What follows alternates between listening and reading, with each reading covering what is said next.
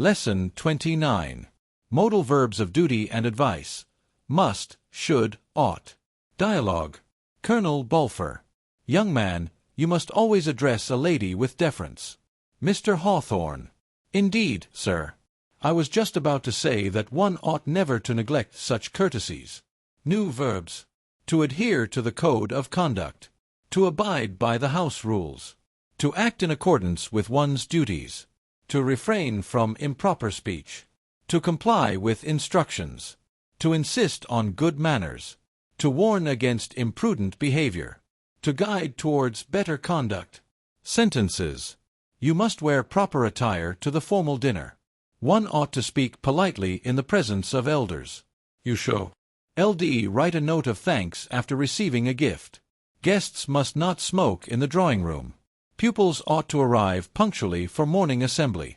You should refrain from interrupting the conversation. One must address the vicar with utmost respect. You ought not to neglect your correspondence. Gentlemen should rise when a lady enters the room. One must always observe the rules of etiquette. You must not touch the exhibits without permission. One should behave with decorum at all times. You ought to inform the host of any dietary needs. Servants must follow the instructions given by the housekeeper. One should be cautious when speaking of others. You must not leave your seat before the performance concludes. One ought to respect the traditions of the household. A gentleman should always offer his seat to a lady. Children must be taught to say, please, and thank you. You should not make loud remarks in public places. Of conduct and expectation. A lesson in the drawing room. It was on a blustery Wednesday afternoon in mid-November that young Mr. Edmund Hollingsworth found himself summoned to the drawing-room of Aunt Euphemia's townhouse in Kensington. He had only just arrived in London for his extended stay and was, as yet, unfamiliar with the nuances of high society conduct.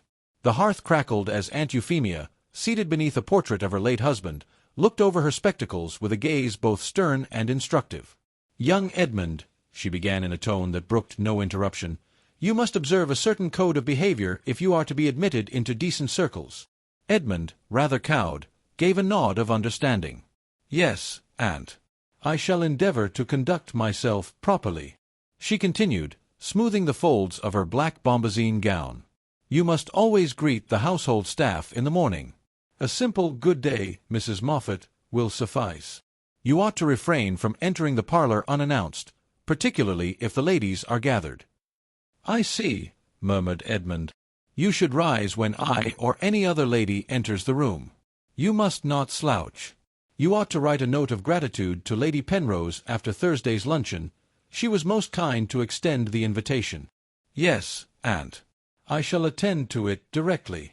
And Edmund," she added, narrowing her eyes slightly, "you must never, under any circumstance, comment on a lady's appearance unless invited to do so. 'You look most well, madam,' is acceptable. Anything more ventures into impropriety." He gulped audibly. "Understood, madam." Aunt Euphemia softened slightly. "You should not fear these rules, my boy. They are the scaffolding of civil life. One ought to regard them not as chains, but as the rails upon which the train of conduct rides." She then rose from her armchair with surprising grace. "Now, you must fetch your gloves. We are to pay a call upon the vicar. You ought to offer him your arm, should he need assistance across the churchyard. A boy of your age must be both courteous and useful."